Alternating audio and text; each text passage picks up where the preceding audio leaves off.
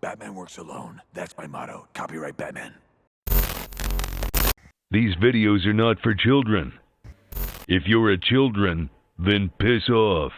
Greetings and salutations, it's me, your least favorite YouTuber, the Infuso. Got it memorized? Seeing as I talked about just about every other LEGO Batman movie, it stands to reason that now is an opportune time to talk about the LEGO Batman movie. I held off on making this review for quite a while, mainly because there's so much to talk about with this one.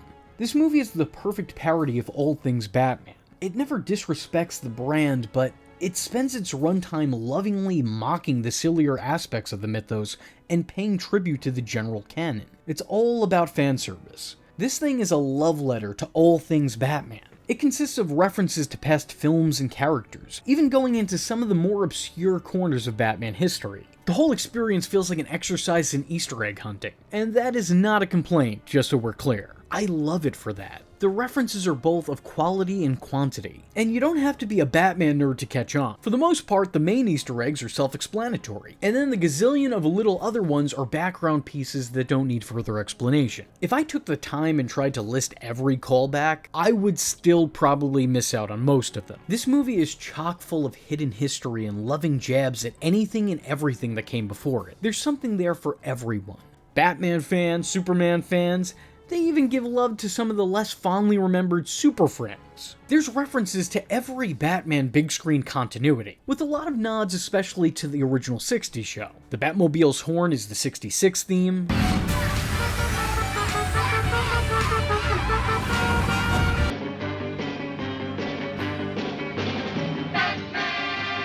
And if that wasn't enough for you, Batman also sings that song a little bit later. No.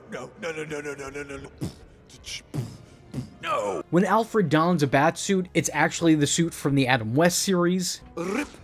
Alfred, what are you doing? I miss the 60s. Strangely enough, when Alfred does get his own specific costume later on, it's basically Kato's from Green Hornet. The Batcomputer even quotes the 66 show whenever the Batmobile's about to boot up. Batteries to power, turbines to speed. Bat shark repellent is used, much like it is in the 66 movie. And during fight scenes, accompanying visual sound effects appear on the screen, much like they do in that original series as well. Batman literally quotes his 1989 counterpart. You wanna get nuts? Come on.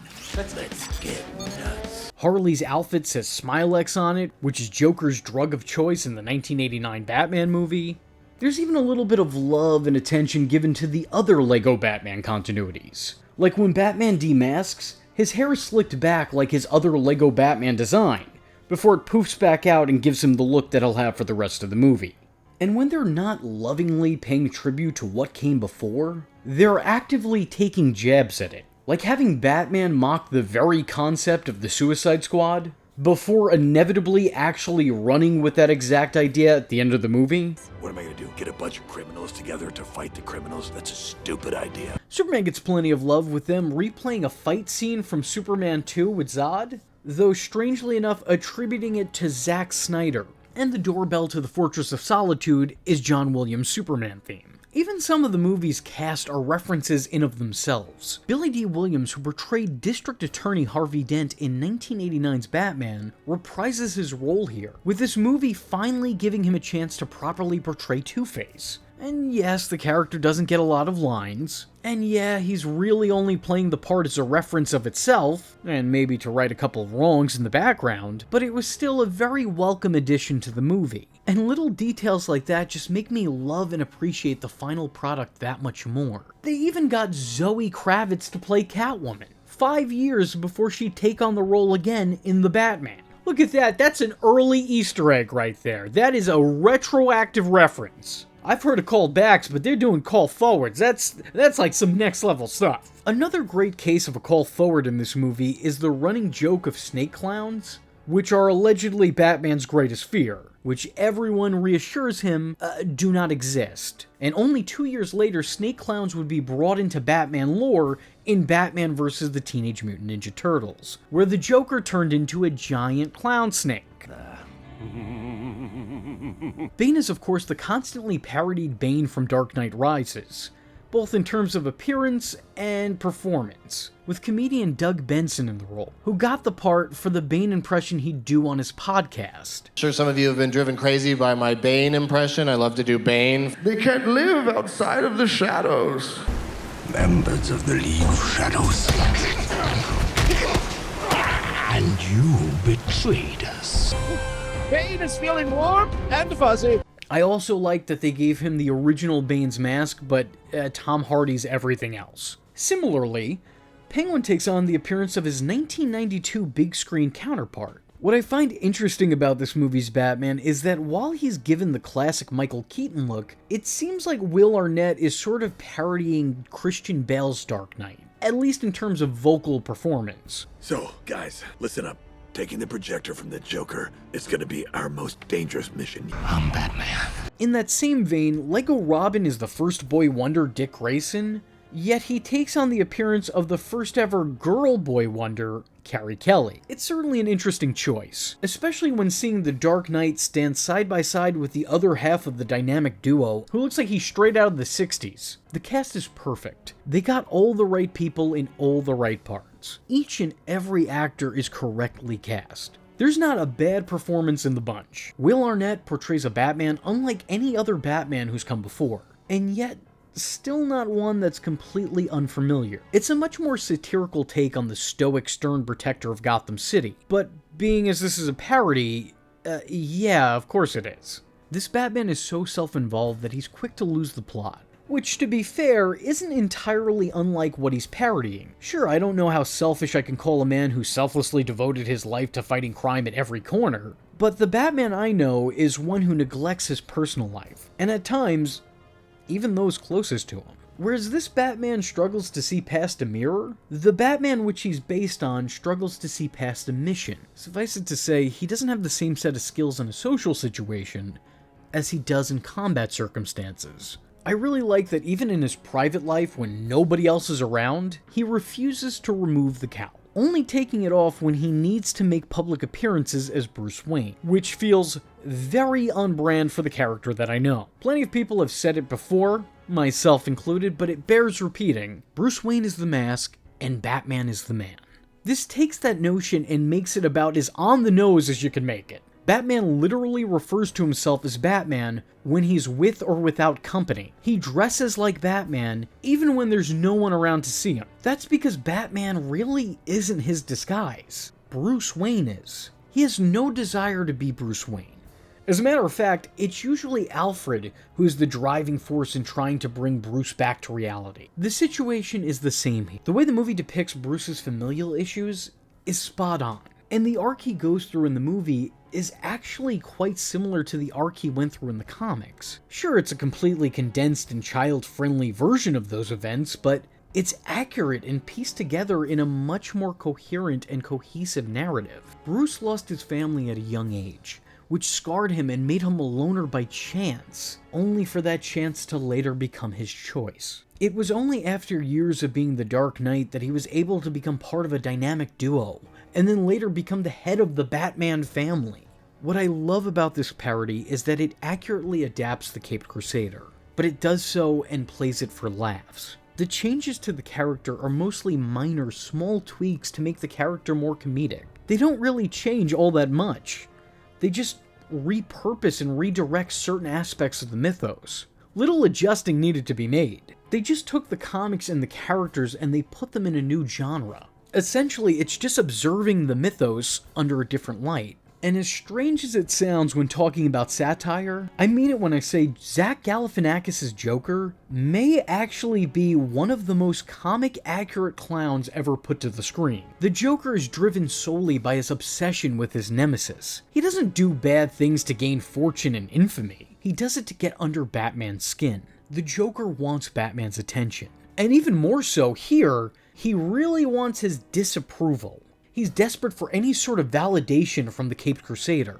The Joker views himself as Batman's other half, an integral part in his story, whereas Batman rejects all of his adversaries' advances. The depiction of the Batman-Joker dynamic here is sheer brilliance, because their relationship is treated as if it's an actual relationship. So much so that Joker treats Harley as if she's merely his accomplice, as he sets his sights on the world's worst detective. Harley seems less like his girlfriend and more like his, well, girlfriend. It's a very valid depiction of the actual dynamic between these two. Harley, despite being the Joker's significant other, is always an afterthought to him. She's a henchman and an accessory to his crimes, whereas Batman, in a weird way, is sort of the apple of Joker's eye, his hyperfixation, the most important part of his life. This movie showcases that and plays it for laughs. It's not even really that much of an exaggeration of the source material. If anything, it's just now granted a punchline. Everyone who was involved in putting this part together understood the assignment. From the planning to the performance, this is perfection.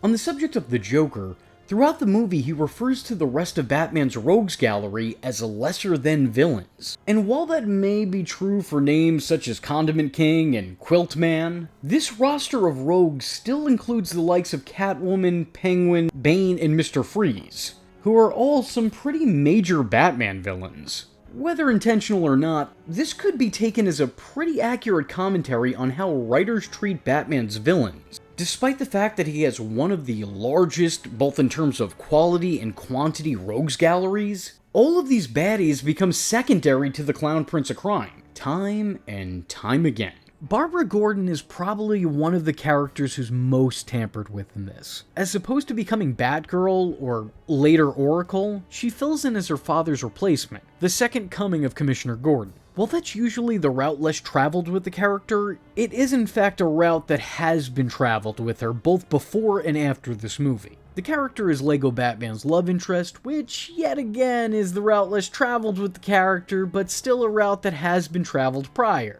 And that is not a trip I like taking. While I don't love the direction of the character for Barbara Gordon, I can't deny that this take on the character worked best for the story that this movie was trying to tell. And that probably matters more. Of course, with that being said, Rosario Dawson is also playing the character, so I find it exceptionally hard to hate. And Dawson herself is no stranger to animated DC projects, as she's previously voiced Wonder Woman on several occasions. Michael Cera portrays Robin, and given that they were going for a campier version of the character, yeah, this is also perfect casting. Could very easily see the actual actor in a Burt Ward Boy Wonder type role. He's good-hearted, well-meaning, and incredibly naive. Ralph Fiennes plays Alfred, and I could just as easily see him playing the part in person. It's kind of a head-scratcher how no one has ever cast him in the role before. Strangely enough, he portrays Alfred in this movie, a character he probably should have played in live action, but hasn't. But he doesn't play Lego Voldemort, a role he did play in live action. So, yeah, wrap your head around that one. Even the more minor roles are played expertly by major players. Jenny Slate makes for a good Harley Quinn, Adam Devine is great as the Flash, and having Jonah Hill and Channing Tatum reunite as Superman and Green Lantern is an inspired choice. And now that I think about it, in that same respect, Will Arnett and Michael Cera are also reuniting as they previously played family members before on Arrested Development. Conan O'Brien taking on the role of the Riddler is a welcome addition to his DC acting resume, and Hector Elizondo has previously played Bane in Batman the Animated Series, while here he's playing former Commissioner Jim Gordon. Though Mariah Carey as the mayor confuses me a little bit. Despite the movie being meant for laughs, it actually does develop the character, and it shows the importance others have on the life of Batman. Batman shows some serious growth throughout the runtime, learning not only what it means to be a hero, but also what it means to be a friend, a father, and even a son. That's actually kind of adorable, and incredibly wholesome. Not only is this movie fun for the whole family, this is fun for longtime Batman fans and first-time watchers alike. There is so much going on in every single scene. Hell, in every single frame, in every single scene. As a matter of fact, I put together a little montage of some extra Easter eggs I happened to find and thought deserved a little bit more attention. Oh, and look what else I found. Oh, your wonderful toys. Just get those wonderful toys. What about that time with the two boats? This is better than the two boats. Though my personal favorite reference in this feature-length compilation probably has to be when Batman and the Joker have their final showdown in a Hall of Mirrors, clearly paying homage to their iconic fights in The Killing Joke and The Dark Knight Returns. Even the small, more minute details I find charming, like having Dick Grayson wear a sweater with robins on it, or when we first see him, he's sitting on top of the giant red R in Orphanage. I'm not even gonna say if I missed anything, because I definitely did. So if you guys found something that I didn't, please let me know in the comment section below. I do read the comments, and I would love to hear about them. I would highly recommend this movie to just about everyone. I think it's a must-watch. It's just some good old-fashioned fun with the Bat brand. And I can tell that this was a project that was made with love. It's hard to judge where this falls in terms of my favorite Batman movies, just for the fact that it's so different from any of the others. With all that being said, if you enjoyed this video and would like to see a video on the Batman Teenage Mutant Ninja Turtles crossover, let me know in the comment section below by leaving a comment saying, "Cowabunga!" I was your least favorite YouTuber, Infuso, and I thank you for watching.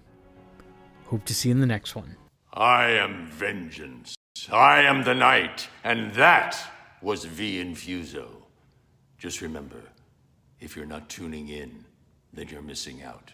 So, if you like the words that came out of his mouth hole, and you too would like to become a V-generate, don't forget to like and subscribe. Thanks for watching, nerds! And if you're not joining the fun, you're in for one bad day. And you know what they say about having one bad day?